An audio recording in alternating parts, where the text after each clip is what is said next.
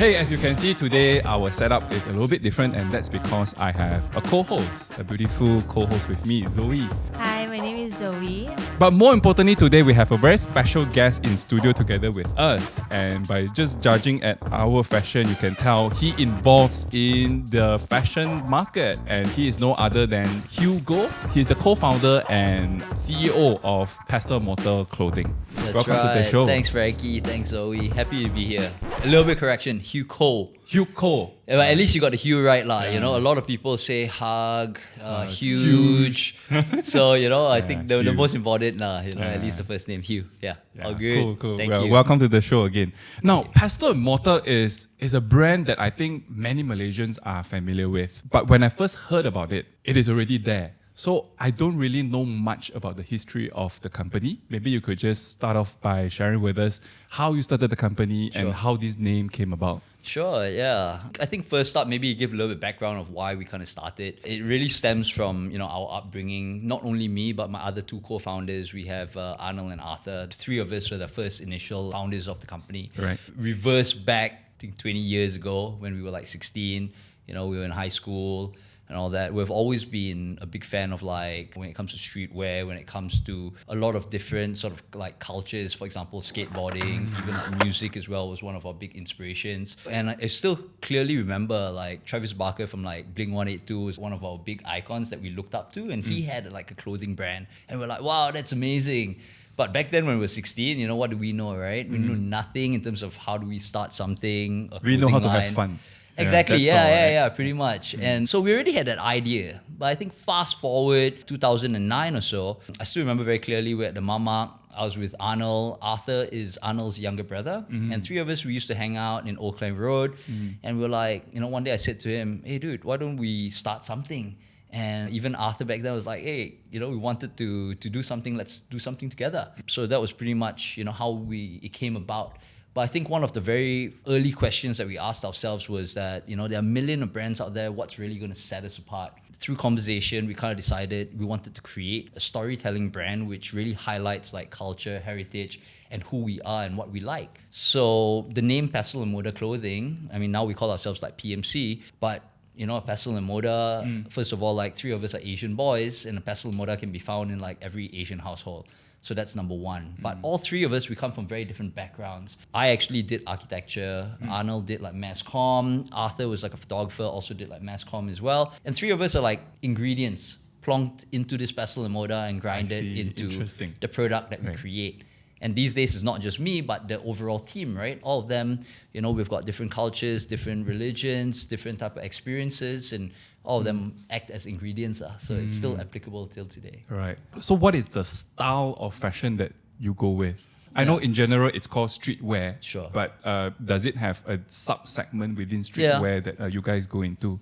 Yeah, obviously trends have changed significantly over the years, but I think something which has really stayed consistent with us is we're very visual, a lot of illustration type work, but these days things are getting a lot more simple. So how then do we continue to still keep that message there in terms of storytelling, but in a more subtle way? Back in the day, our first few t-shirts, one of the iconic ones was a big Indomie with the orange plate, with the telur mata on top. And that's what we wanted, right? We wanted to be able to create conversation. So when people see it, it's like, oh my goodness, that's Indomie. That's the type of conversation that we want to be able to spark through our apparel. But these days, not so cool, to be wearing an Indomie out. So maybe embroidery, maybe, more subtle on the inside, things like that. Yeah, I would say we're very graphic driven. That's something that we've always been strong at, and we've always continuously been doing over the years. In terms of illustrations and all this for your designs, right? Do you work with local artists? Or how Yeah, do you... it's all done in-house. So obviously when we first started, we didn't have a team. So it was myself coming from architecture school. None of us had the experience. I knew how to draw. Arnold and Arthur were terrible at it. But so I used to be the hands, and we will obviously discuss ideas and we'll try to put things together. Fortunately from there we managed to build a team, and it's always been done in-house. But I think something that makes us a little bit more unique and over the years is that we've been doing a lot of collaborations, and collaborations not only with local artists, but also international ones as well. The recent one I saw was with KFC, where you did the hat thing, and Yeah. that was kind of cute. Yeah, so KFC has been our second time working together with them. Oh, okay. So that's been cool. Obviously, with that sort of like distribution, that was like a nationwide rollout and very popular. So we changed it up a little bit for this, I guess you can call it like version 2.0. But for the first version, we only did like 300 units and that was all sold within a day. But this time around was like iconic outlets in different parts of Malaysia lah. That was a rollout, yeah. So a lot of us know what Pestle Mortar is, but can you tell us what's Pencil Produce? Yeah, so how the name Pestle Produce came about is that we actually wanted to form the company Pestle Mortar Clothing. I still remember going to get the company set up and they said, hey, ini apa? Like mortar. Oh, ini bom. Oh, tak boleh. So it's one of the apparently banned words lah. I see. So at that point in time, we were, really urgent in terms of getting the company set up, and someone said produce because we create like fresh produce, and then pencil, very random, just because we illustrate, we say pencil, Right. so it became Pencil Produce. But that's a holding company, and under it, we've been building like different things lah. So obviously PMC being one of the things that we do. So besides PMC, what else is under Pencil Produce? So over the years, we've tried out different things. At one point in time, we had like a cafe that was under it. We shut that down like many years ago. We also had like a distribution arm. So when we started opening up a lot of brick and mortar stores, we got approached by brands for us to represent them and to retail them within our stores. So we took up distribution for, like Malaysia, Southeast Asia. And then right now, we've got like another brand, which is still like a little baby. It's called Atlas Collective, and that's a performance sustainable running brand. And then we've also got this other thing called Studio by PMC, which is like our corporate arm. So like KFC, we've been working with a lot of like corporate, iconic, big companies. They approach us for many different reasons. One of it, obviously, like merchandise being the unified like reason, but sometimes we also do like OEM stuff for them, like uniforms, like merchandise. Right. But we also do a lot of like these type of cross collaborations lah. Speaking of OEM, so just want to understand, how do you produce your clothes? Do you do everything in-house, or do you come up with the design and then just pass it on to someone else to do it? Yeah, no, we don't own our own manufacturing. Okay. Thank God. I've got friends in the manufacturing line, and it's a tough business lah, right? Like manpower and all that sort of things. But I think what we realized is that our strength really lies in like creative type things. So we focus on like creative work, like marketing. That's what we do in-house. But in terms of the manufacturing, we let the experts do that. So we outsource to a bunch of different manufacturers. Majority these days in a mix of China and also Malaysia, and a little bit like Pakistan. Even COVID has taught us a lot. Like during COVID, all our suppliers, which we, at that point in time we were using in China, and then the lockdown happened. All our stuff was stuck. Logistics costs was like 200-300%. We'll have to pay, out of our bums. So, from that, we kind of said, okay, we need to be able to diversify. We need options. So we started looking at like Pakistan, started looking at like Indonesia. We've got a couple. But right now, predominantly still Malaysia, China. And how much did inflation hit your costs? Because most of the things are produced outside of Malaysia. Yeah, the US dollar is definitely not helping. Yeah, so, it's already close to $5 now. 5 ringgit now. I know, yeah, it's insane. I mean, a lot of them we do try to like strike up deals. Like, can we just deal in like local currency? Most of them would say no, right? Yeah, it depends, I guess. I think for some of them, at the moment, like we have our volumes as well, so we're able to somewhat negotiate certain things. And now with like a separate brand in works as well, we try to lump things together and build relationships with like the good manufacturers. Sometimes we do get our way, sometimes we don't lah.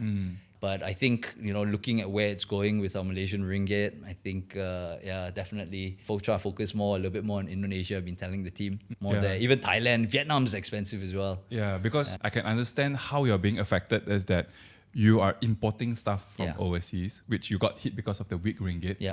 And then your customers are mostly in Malaysia, I presume. Yes, yeah, majority. So you're buying stuff in US dollar, but you're selling in ringgit. Exactly. So that definitely is going to hurt your profitability to a certain extent. That's right. Yeah, no, you got it exactly right, Frankie. Yeah, this is a constant challenge, right? Trying to balance it all out. I think when it comes to just overall like Malaysian sentiment as well, the tough, challenging market, things are getting a lot more expensive. I think what people also look at, really need to stand out lah. If you want to, make an impact, if you want to create sales, really need to be able to have something really captivating. And so that's what we're always trying to do. So I'm sure the streetwear market was a huge thing maybe 10 years ago. Yeah.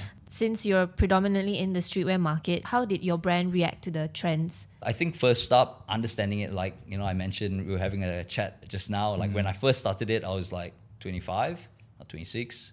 And then now I'm like close to 40 already. Things have changed quite a bit, even for myself as well. Like, understanding the trends, being out there and seeing things. I'm not the right person. And this is why like the importance really lies like in the team, like having the right people who are still going out there to party, who are still building that network connections. And I'm having to be, really sort of dependent on them. So they're the ones really driving in terms of the change, in terms of the look and feel. But I always remind them like the backbone's always going to be focusing on our identity, our culture, storytelling, our heritage. And I think that is what sets us apart. So what are like the marketing efforts for Pestle Mortar? Something that we've not gotten on that we need to is TikTok. I don't understand it. I've been trying very hard, but it's difficult to get into it. I think for us, very similar to a lot of other brands out there. Obviously, online is king. That is where people are consuming information. So for us, we're very heavily reliant on Instagram. We use that quite a bit. We've moved away from Facebook. I think it's kind of very dead at the moment. We do a lot of like YouTube stuff as well, more from an archival, and we obviously have some people that follow that. But we use a lot of EDMs. So our newsletters are a big one. And that's the best way, right? In terms of conversions and whatnot. We still believe heavily in terms of our physical presence. And that's why we have our brick and mortar store. We kind of realized like we don't need such an extensive footprint like before. Back then we had like 8 stores or so. But right now we've only got 1 for the PMC brand. And we feel like that's sufficient. Like having one place that we can bring people together and we can hang out and we can meet face to face, like that trumps it all. Like nothing can replace that human connection.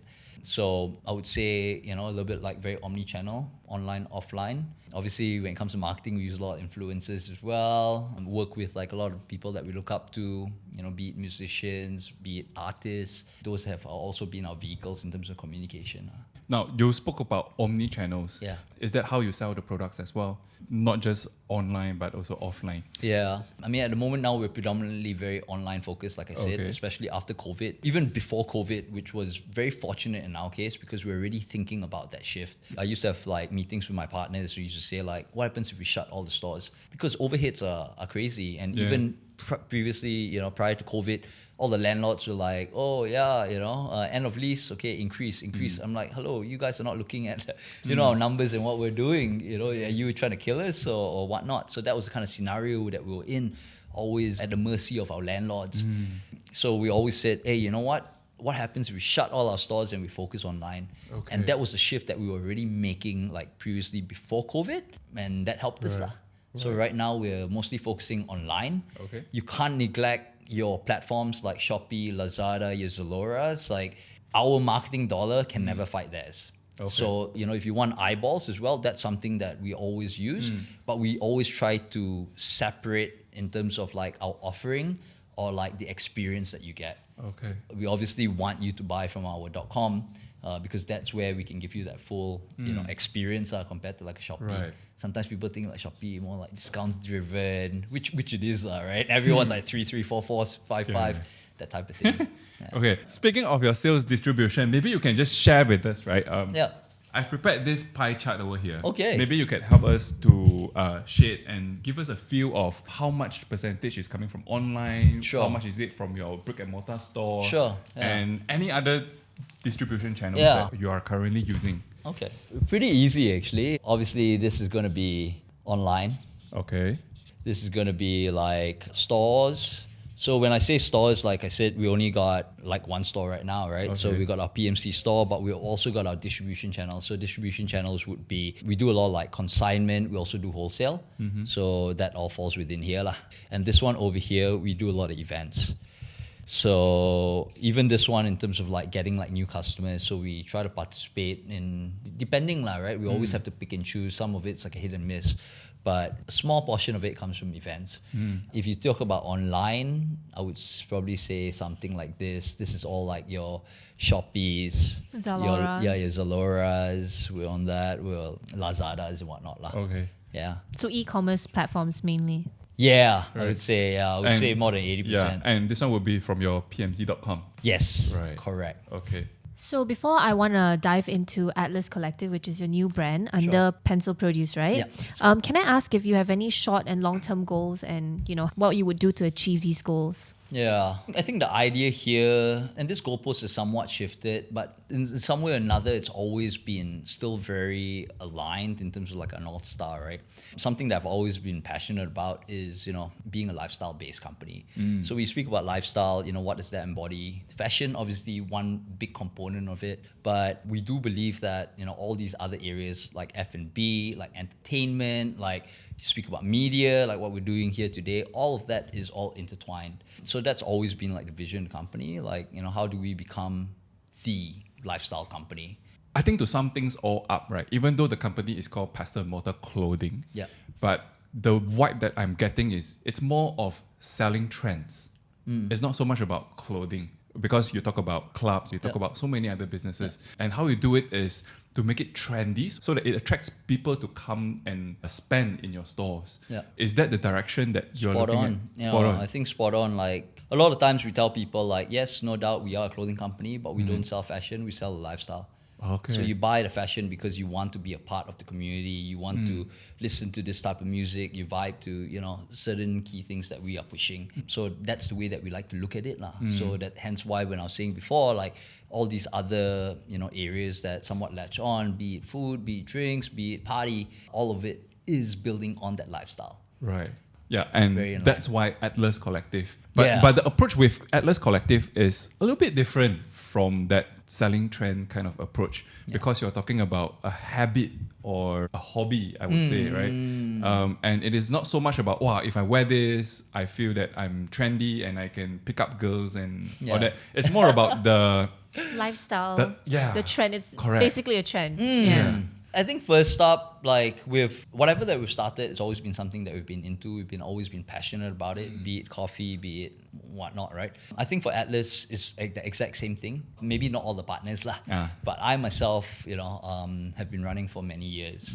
And I think we're also, at the same point in time, obviously always looking for business opportunity. And we've seen that trend within cycling, where cycling, maybe 10 years ago, we have like few of these brands like Rafa, coming into the space. And they were the first ones that made like trendy gear. And when it comes to the way that they shoot the product, when it comes to the way, the videos that they make, it's really got this very aspirational feel. And you look at Nike, right? Similar to that, Adidas and all that. Everyone's trying to build that. So we see a lot of it now, especially with running. So this idea came about like actually just before COVID. My wife was actually based in Dubai. I was going there for like, over a span of like 5 years. And I met my partner for Atlas Collective, his name is Ben, and he's like German but based in Dubai. So we met there, and so happens, he is also into streetwear. He comes from a streetwear background, and we got to know each other, and we really became friends through running. Oh. And I'll always be sharing with him what we're doing at PMC, and he always said like, hey, would love to be able to reignite this his passion as well, and said let's start something. So we let it sit for a while, and when the time was right, we kind of said, okay, let's do it. Okay. So where can I buy Atlas Collective products? Yeah, so Atlas Collective, predominantly even for that, like intentional, is mostly online. But we do have some brick and mortar, so like outside store here in Malaysia that carries it. Running Lab, that also carries it as well, but predominantly online. Okay. And that was a conscious decision. Like for Atlas, we wanted to have a global audience. Malaysia, yes, no doubt, I'm here, the team is here. It just makes sense to be able to, do more activations, be it our community runs, events and whatnot. But the plan really is to actually move out. Australia is one of our key focus markets, Singapore as well, just because the type of product that we're making, performance driven, right? So a lot of R&D and all sustainable. So the type of materials that we use, a lot more expensive. So the price point compared to PMC is very different as well. And all of it's all in US dollars. And that's always the plan, right? Like operations here in Ringgit. So you brand yourself as an overseas brand and then coming to Malaysia and make a big wave here. So when people ask us like, where is Atlas Collective from? We always say, to be honest, it's not from like one location. Considering that Ben's based in Dubai, even like the ambassadors that we currently have right now, we've got one in Mexico, we've got one all the way in Ukraine. Wow. We've got another guy in Australia. So the idea here is what we're trying to build is that each of them are able to build a brand under the same umbrella. lah. Right. So there's also Studio by PMC under Sure. Pencil Produce. So what is Studio by PMC? Studio by PMC is actually our corporate, sort of more like agency type arm. And it's not something, we somewhat stumbled across it. lah. Many years ago, I can't remember, I think about 2015, 2016, what kind of kick-started it all is that we did a collaboration with Royal Selangor. So that was the first one like we did. Like it really caught a lot of people by surprise. Like Royal Selangor, that's like what my dad buys and, my mom for gifts, right? But how that came about is that, I went for one of their talks and I heard like 4th or 5th generation, one of the CEOs right now, Yun Li, and he was talking about like the archive, the history. I was like, wow, this would be amazing to be able to blend like a new brand like us and their brand, which is like 100 years old. We actually worked on this collaboration and it was really successful. We launched it in Pavilion and it sold out and yada, yada, yada. From there, we had other corporate companies approach us and say, hey, we would like to collaborate, we'd like to do things. And that's how KFC came about. And that allows us to really kind of push the boundaries and do something different. But with that being said, we still want to curate it. We still want to pick and choose. And what is that story or the essence that these guys want to tell? But a lot of these corporates, they know that they can't neglect the generation of tomorrow. So a lot of times we have our community and we work together to introduce the brand. So that is what Studio by PMC is. So it accidentally became a business segment by itself. Yeah. Wow. Fantastic. And even though, yes, it's, you have to go out there and you really have to build that name for yourself. But yeah, it's a little bit easier than retail, right? Like retail, you create, hope it sells. Yeah. Or with clients, and they've got good firepower when it comes to marketing as well. So we kind of go a little bit more crazy when it comes to those type of partnerships. Adding on to that, I realized that a lot of your marketing efforts and working with people comes through collaborating with other brands. So is there a certain criteria you see when you want to collaborate with brands, or? Yeah, I think it needs to make sense. Like our communities they're not dumb. We've got an approach to do like women's deodorant, even stuff like that, where we went like the money's good, but if people can read between the lines, and that's what we don't want this to be like a brand which just seems like you're just taking and just doing it, just for a quick buck. So a lot of times, I think understanding that story of like what are they trying to push, what do they represent, and then how can we kind of make it our own? How can we put in that PMC touch? I think one of the other things working in corporates, we tell them like, hey, we are not, even though yes, we do OEM, but that one there, okay, you're the client, you tell us what to do, there's no PMC branding. But if you want PMC branding, the reason you're working with us is that you want our creative input. So we want a say in things. It needs to be done, this particular way. If not, you can just go and get any other manufacturer, any other designer, right? So those are some of like the criteria that we somewhat set before we proceed in anything that we do. So what are your biggest achievements so far in these 14 years? Wow. There's so many things that we're really proud of. But I think one of the things would be during COVID, nobody got a pay cut, no one got axed.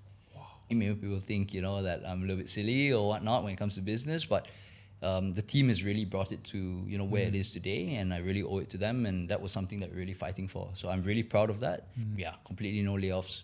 Not even like a bloody pay cut. Wow. That's impressive. That's very impressive, actually. Yeah, so that's one. The first KFC collaboration that was so well received. Similar to Royal Selangor, that opened up a lot more doors for us. So I would say, that's another thing that we're really proud about. Never in my wildest dreams would I have imagined that, by having a brand, it will somewhat open up so many new doors to meet so many people and experiences. So I think something that Mr. Money has covered before is that we launched our NFT project. Obviously, it was a different time with Tiger Beer. Obviously, crypto's on the rise right now. If you're in Bitcoin, good on ya. Yeah. But yeah, when we kickstarted for the year, the Tiger, fastest money that we've made, or obviously a lot of hard work prior to the launch. But that was like, I still remember that feeling of like the entire team and all of us were just like screaming on top of our lungs because in 10 minutes, made like 4.5 million. Wow. It's like, I've never seen that before. And I was just like, whoa. I say, can this be real? Can this be real? So, and a lot of it, for that, we allowed a lot of the guys, we traveled to New York, we traveled to London, we traveled to Singapore like 5-6 times for that particular project. And we met a lot of like new people and yeah. I think your biggest achievement is you gave a different meaning to the word pestle and mortar. Yeah. Today, pestle and mortar is not just pestle and mortar, but it's this. Yeah. I think that's your biggest achievement. Thank you. To be able to add a different narrative to it. I think that's nice.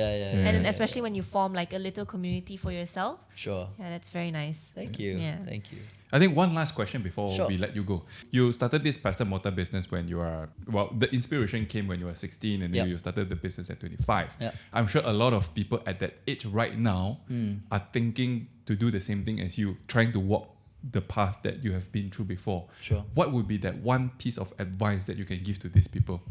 Yeah, I think just do it. Just do it. Just do it. I think, yes, I think it's important to obviously, do that research, know what you're going to somewhat get yourself into, but not to a point where it hinders you and stops you from taking that step forward. I think, at 25, obviously our risk appetite is a lot higher. We all started it when we had our day jobs. So, if it didn't work out, we're like, yeah, whatever. But we were really passionate about doing it. And that is what really drove us forward. So, if you do have an idea that, you've been thinking about for a while, go for it. Go for it. Yeah. Fail fast, learn fast. Yeah, And be successful fast. All right. We're still in this journey. Yeah. So All right. yes. Thank you so much, Hugh. Thank you thanks so for much, your time Frankie. and Thank all you. the best to Appreciate Pestle it. Mortar and of course to Pencil Produce as well. Always thank Yeah. you.